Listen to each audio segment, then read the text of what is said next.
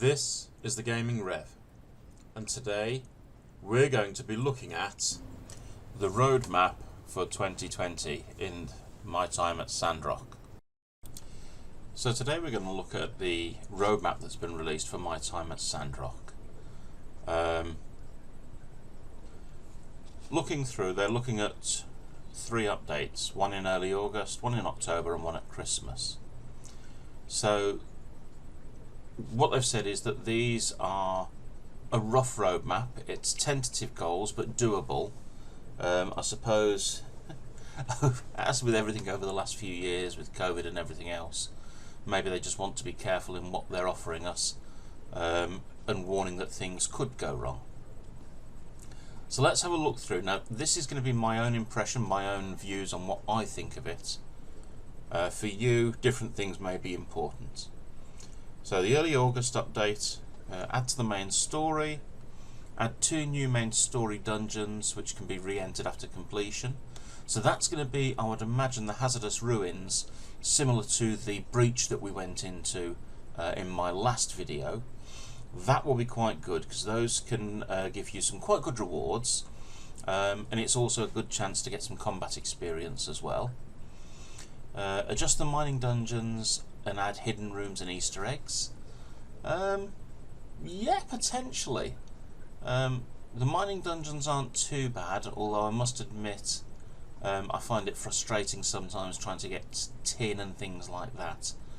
I did like the old Portia system where you had the different coloured ground that was effectively digging through those layers of rock and you got resources from that.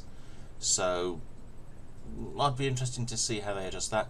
Hidden rooms I'm not overly bothered with. Easter eggs could be intriguing. I'll be good with that.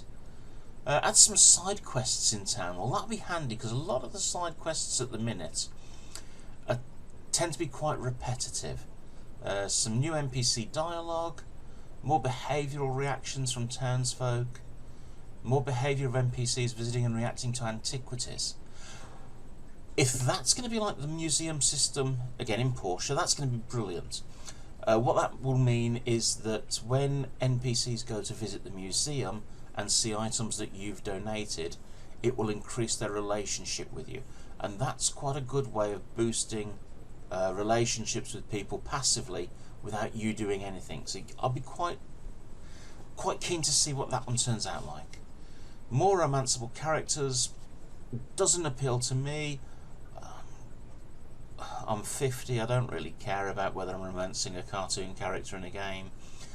Other people may enjoy that sort of thing.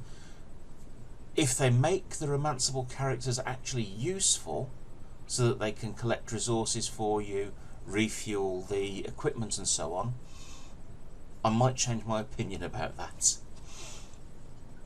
Adding some new side quests for Fang, Heidi, Amira, Arvio and Ernest. Yep, brilliant. They can be quite repetitive, quite dull. It'll be nice to see something new coming through for them. A birthday and party system. Okay, we'll have a look and see what it's like. Mount training and a stables. Excellent. That will be good if it means we can actually keep the horses and get them to be a bit faster and so on. So yeah. Add some items to the construction junction catalogue. I'll wait and see what that one's like.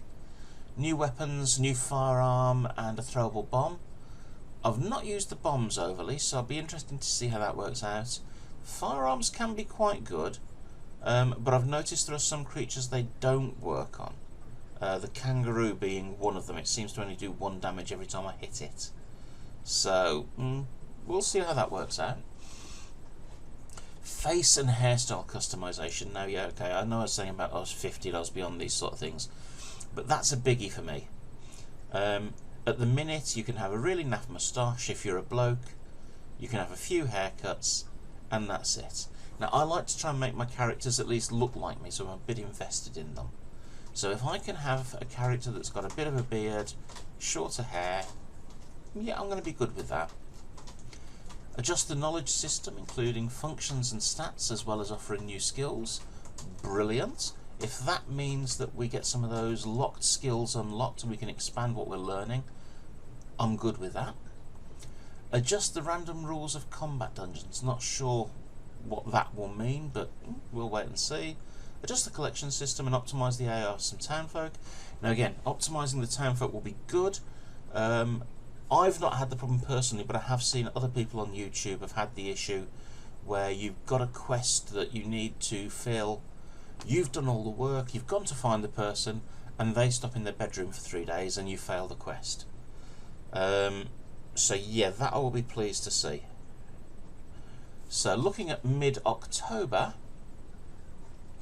adding to the main story, adding story dungeon or dungeons, adding an extra mining dungeon. So that means we're going to have another level of resources above where we are now. So that could be quite good. It means possibly more tools, more weapons. So yeah, romance quests, not my thing. Dating games, not my thing, but still. Facelifting function lets you change how you look in game, which normally I wouldn't be keen on, but as I've said, if it means that I can actually make my character look a little bit more like how I want them to look, I'm good with that. Pet system, not overly fussed, but yeah. Fish farming could be interesting. Obviously, sometimes you do need to get fish for some of the recipes. I'm not that good at the fishing mini-game, so that could be a good one for me. Rain and snow weather system. Okay, well, at the minute in the winter we have graphics of snow on the ground, but that's about the limit of it. If the rain and snow weather systems actually mean that water collection becomes easier, or it affects how we can collect water, I could be up for that. That could be interesting. Add presets to house customization system. We'll see. I'm not keen on the house customization at the minute. It doesn't seem to blend in that well. It seems a bit blocky. We'll see what happens. Increase the museum's area and enlarge the size of the exhibition. That will be a good one. At the minute you're very limited on space for the medium and large items, and that means you have to put stuff into storage rather than having everything on display that you've donated. So that could be quite good. Add some festivals and events. Again, that could be quite nice. It means that hopefully there are some other things to do in the game that change over the seasons and that give you a bit of variety in what you're doing. So yeah, I could be good with that. And then our Christmas present from them, hopefully. Adding to the main story, some NPC romance quests, pool of dating games, add to the marriage system, add a greenhouse system. Now if that affects the farming, if it affects water use, if it affects how things run, that could be quite good. I'm going to withhold judgment because I don't want to be too disappointed when it doesn't work. But I could be quite keen on the greenhouse system to see how that goes. Add some festival events, some monsters. System that lets players change the appearance of equipment.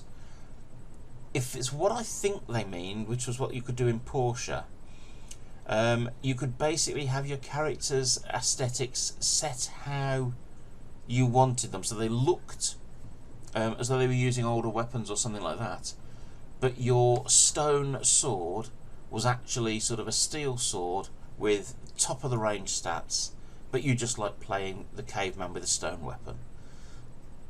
It's cosmetic, but it could be interesting to some people that want to have a specific look to their character. Adjust and update some game achievements, whatever. Add the factory system. Now if that comes in a Christmas update, that will be the best Christmas present I could get in game. The factory system hopefully will make things a lot easier. It'll make managing water use and things like that, managing fuel, a lot easier. They've already done a lot to make the crafting system easier. You don't have to carry stuff on you anymore. But if they can do that, if the factory system makes things more streamlined, so I don't have to be micromanaging different furnaces and things like that, yeah, that could be a biggie. So that's it for the roadmap they set up for single player. The roadmap for multiplayer has been mentioned in a previous post. I'm not going to look at it because I rarely play multiplayer games. I'm not that good at them, and I don't think it's fair for me to comment on something that I don't fully feel invested in. I'm sure other people will cover it and will tell you how good or bad it is. So that's it for this video. Thanks for watching, and I look forward to seeing you soon.